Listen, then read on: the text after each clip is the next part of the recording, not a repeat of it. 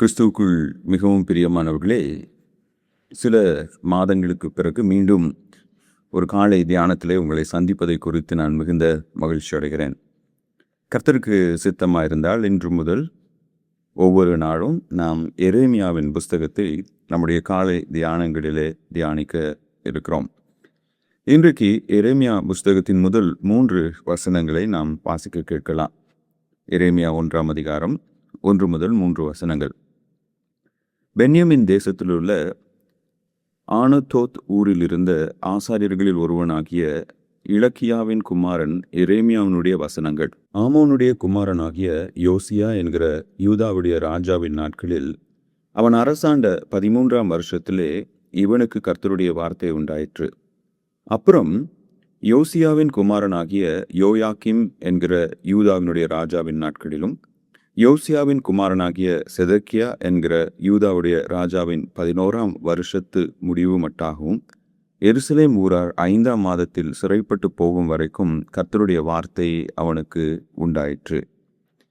பிரியமானவர்களே, எரேமியா என்ற தீர்க்கதரிசியை தேவன் யோசியா என்ற ராஜாவின் 13ஆம் வருஷத்தில், அதாவது கிமு 627ஆம் ஆண்டிலே அழைக்கின்றார்.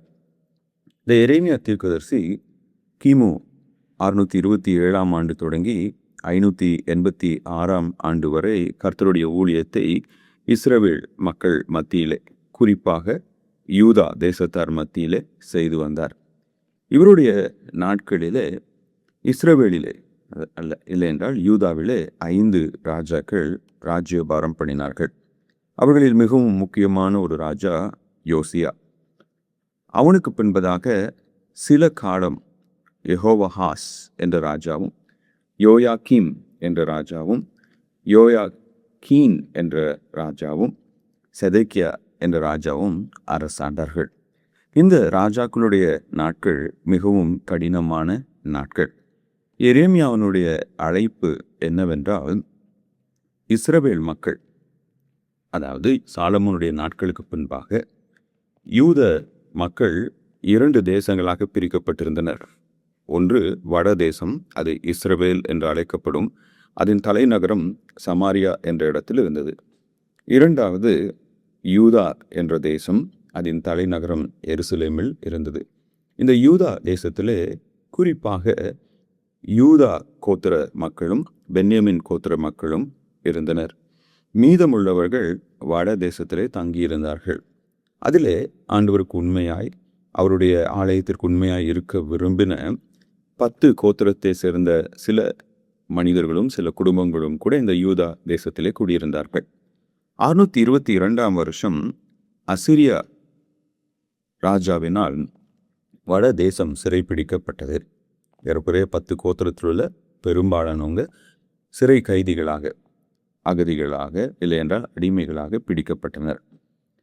ஆனால் அதே சமயம் யூதா தேசம் மீதமுள்ள இந்த 2 கோத்திரத்தினரும் அவர்களோடு சேர்ந்து கடவுளுக்கு உண்மையாக இருக்க விரும்பின இஸ்ரவேலின் மீதமுள்ள 10 கோத்திரத்தாரும் தென் தேசமாகிய யூதாவிலே வசித்து வந்தார்கள்.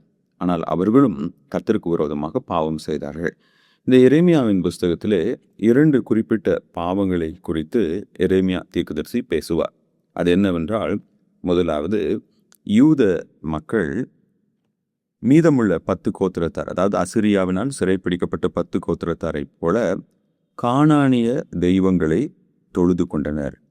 அதாவது தங்களை எகிப்திலிருந்து மீட்டு வந்த ஜீவனுள்ள உண்மையான தெய்வனாகிய வேதாகமத்தின் கர்த்தரை விட்டுவிட்டு அவர்கள் கானானிய தெய்வங்களை நம்பி கானானிய தெய்வங்களுக்கு, அந்த கானானிய விக்கிரகங்களுக்கு ஆராதனை செய்து வந்தார்கள். 2வது பாவம் என்னவென்றால் அநீதி. யூதா மக்கள் அநீதி நிறைந்தவர்களாய் கர்த்தருடைய வார்த்தையின்படி வாழாமல் ஏழை எளிய மக்களை நிந்தித்து அநீதியை நடப்பிக்கிறவர்களாக காணப்பட்டனர். இவை 2 தான் எரேமியாவின் புஸ்தகத்திலே மீண்டும் மீண்டும் எரேமியா தீர்க்கதரிசினால் வலியுறுத்தப்படுகின்ற பாவங்கள். இப்போ எரேமியா தீர்க்கதரிசிக்கு இன்னொரு பேர் இருக்குது. அது என்ன அப்படின்னா புலம்பலின் தீர்க்கதரிசி. ஆங்கிலத்திலே வீப்பிங் ப்ராஃபட் என்று சொல்வார்கள். இந்த எரேமியா தீர்க்கதரிசி தான் வேதத்திலே புலம்பல் என்ற புஸ்தகத்தையும் அவர் எழுதியிருக்கிறார். எதற்காக அவர் புலம்பினார்? தேவனுடைய பிள்ளைகள் கர்த்தருடைய வார்த்தைக்கு கீழ்ப்படியாமல், அதே போல கர்த்தர் தன்னுடைய தீர்க்கதரிசிகள் மூலமாக அவர்களை எச்சரித்தும் அந்த எச்சரிப்புகளுக்கு செவி கொடாமல் தன்னுடைய பாவத்தின் நிமித்தமாக தண்டிக்கப்படுவதை பார்த்து எரேமியா புலம்பினார். அதிலும் குறிப்பாக இந்த யூத மக்களின் பாவத்தின் நிமித்தம் கர்த்தருடைய ஆலயம் பாபிலோனியர்களால் அழிக்கப்படும் என்ற தரிசனத்தை அவர் பெற்றார் கடவுளிடத்திலிருந்து. அந்த தீர்க்க தரிசனத்தை பெற்றபடினாலே தேவனுடைய மக்களும் தேவனுடைய ஆலயமும் சூறையாடப்படும், அவர்கள் தண்டிக்கப்படுவார்கள், தேவனுடைய ஆலயம் இடிக்கப்படும் என்பதை நினைத்து அவர் புலம்பினார். இந்த எரேமியாவினுடைய நாட்களை குறித்து பார்க்கும்போது மிகவும் கடினமான நாட்கள்.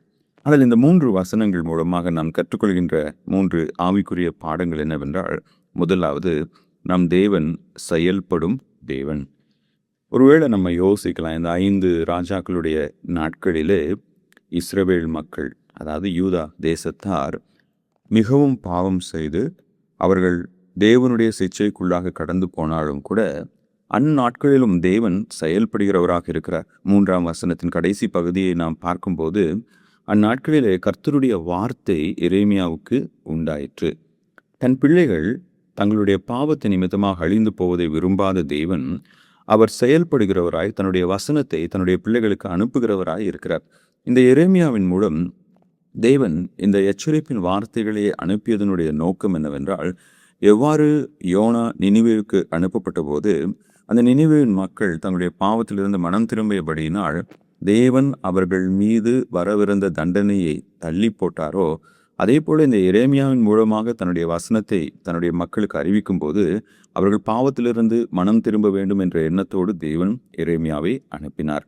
இப்போ நம்முடைய வாழ்க்கையில இன்ப துன்ப நேரங்களிலே தேவன் செயல்படுகிறவராகவே இருக்கின்றார். இரண்டாவது, தேவன் ஆளுகை செய்கிறவராக இருக்கிறார். God is in control. நாம நினைக்கலாம், இந்த பாபிலோனியர்கள் தான் யூத மக்களை சிறைப்பிடித்துட்டு போனாங்க, இந்த பாபிலோனியர்கள் தான் தேவனுடைய ஆலயத்தை இடித்து போட்டார்கள், அப்போ பாபிலோனியர்கள் வலிமை வாய்ந்தவர்கள் என்று நம்ம நினைக்கக்கூடும். ஆனால் தேவன் இந்த எரேமியாவின் புஸ்தகத்திலே தெளிவாக சொல்கின்ற ஒரு கருத்து என்னவென்றால், அந்த பாபிலோனியர்களை அவர் அனுப்புகிறார். எதற்காக அனுப்புகிறார்? தன்னுடைய பிள்ளைகளுடைய பாவத்தை தண்டிப்பதற்காக அந்த பாபிலோனியர்களை அவர் அனுப்புகிறார். எனவே நம்முடைய வாழ்க்கையில இன்ப துன்ப நேரங்களிலே தேவன் செயல்படுகிறவராக மட்டுமில்லாமல் அவர் ஆளுகை செய்கிறவராக இருக்கிறார். மூன்றாவதாக, கடவுள் ஆசீர்வதிக்கிறவராக இருக்கிறார். He is a God who blesses us.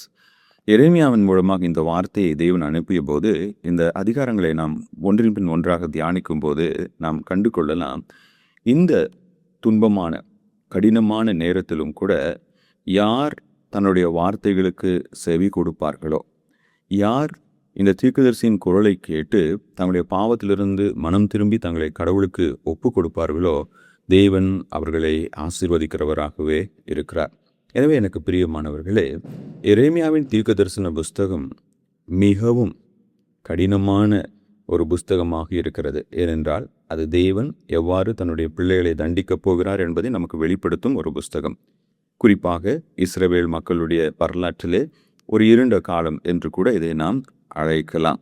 இருப்பினும் கூட அவ்வளவு கடினமான சூழ்நிலையிலும் தேவன் செயல்படுகிறவராய், ஆளுகிறவராய், ஆசீர்வதிக்கிறவராய் இருக்கிறார்.